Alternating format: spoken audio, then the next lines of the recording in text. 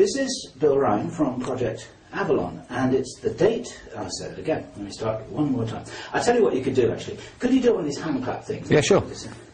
Well, 1.5 hand claps I can do. That's the sound of 1.5 hand Yeah. Very good. Okay. Very nice. So. I'm the quietest clapper ever, me. I have to do it something like this. You have to mime it. One of these days, those idiots on YouTube are going to get the hang of the fact that you've got arthritis and therefore you can't do proper handshake. We should do a demonstration on this video. Yeah, this is it. We're trying. That's a Masonic handshake, ladies and gentlemen. We're trying our best to shake hands. It's a Masonic handshake between Masons who've got rheumatoid arthritis in their hands. You know, it's an old tradition. Goes back to Babylon.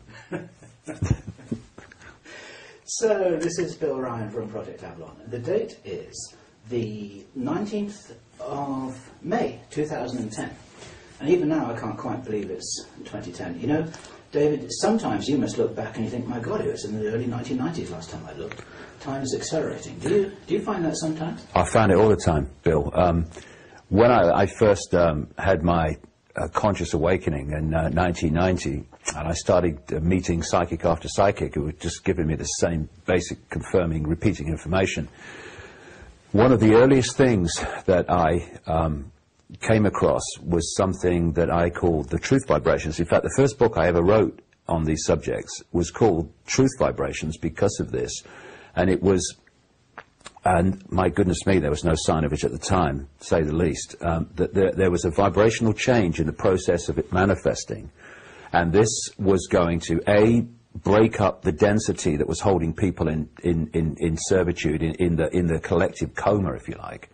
And people were going to wake up and see themselves in the world in a different way. And the other thing, that it was going to bring to the surface all that had remained hidden.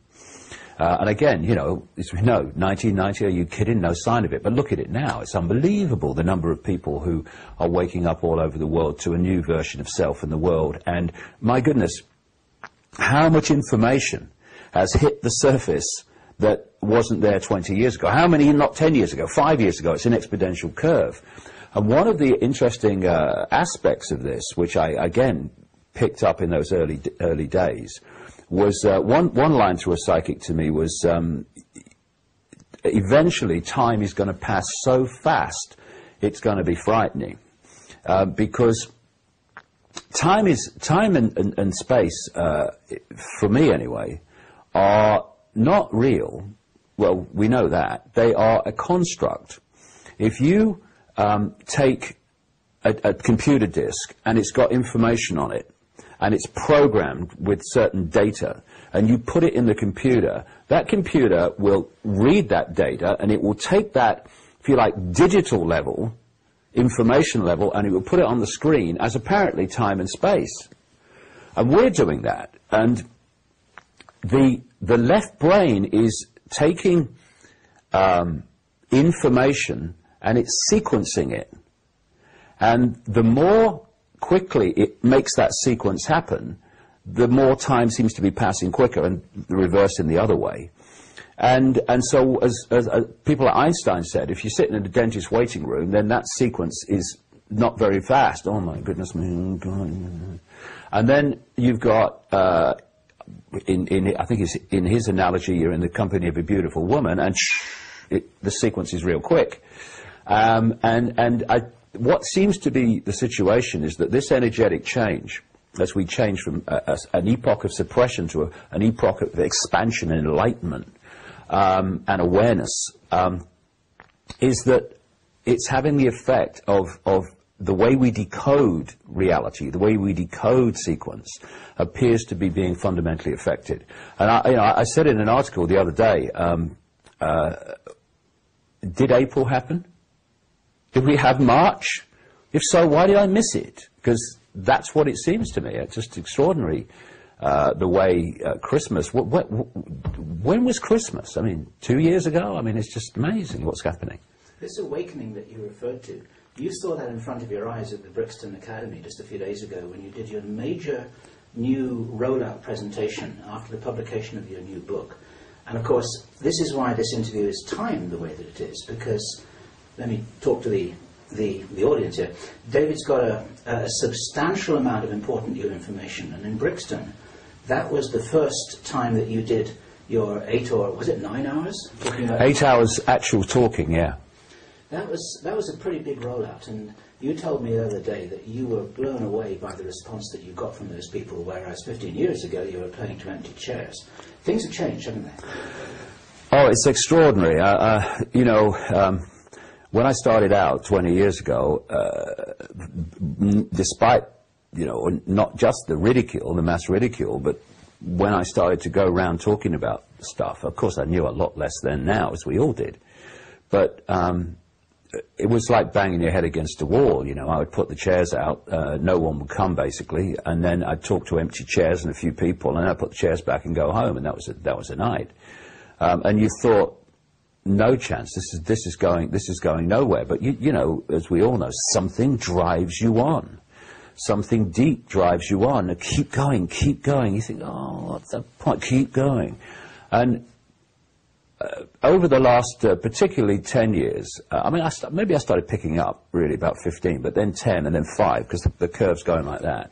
It's just extraordinary, mate. I mean, all over the world, it doesn't matter what culture you go into. Of course, some are more suppressed and therefore closed-minded than others, but all over the world, it's extraordinary. You know, what I picked up in 1990 about these truth vibrations, this awakening, this the way this energetic change was going to break up the density that was holding us in servitude and ignorance. It's happening, and you know, you go through the years and you think, you know, it's all doom and gloom and all the rest of it. And when you look at the way society is going, if you watch the television news and read the newspapers, you would think that this Orwellian global fascist, communist, same thing, different name, dictatorship, this Orwellian global state, was basically a done deal, because it is moving real fast. And if you only come from the 5 sense level of this, and you only see, you know, what the conscious mind can see and perceive, then I can completely understand why people take that on. I completely understand why there are many, you know, researchers into the 5 sense level of the conspiracy who are just going, there's nothing we can do. But there is, because this world is not like we think it is. There are other forces at work. This so-called physical solid reality is not as physical as solid at all. It's fluid. It doesn't seem to be like that, but it is. And because it's got this fluidity behind the apparent stiffness and solidity and immovability, it means that this level of reality can change very fast. See, when people perceive that, I completely understand it, because the conscious mind is completely giving us this focus of reality.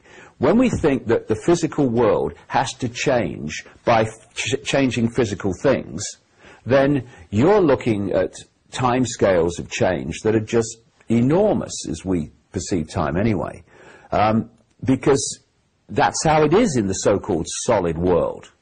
But when you realize that this so-called solid world is actually just a holographic projection, and the real base reality of this universe is waveform vibrating information, then the speed that this world can change suddenly takes on dramatically different proportions. For instance,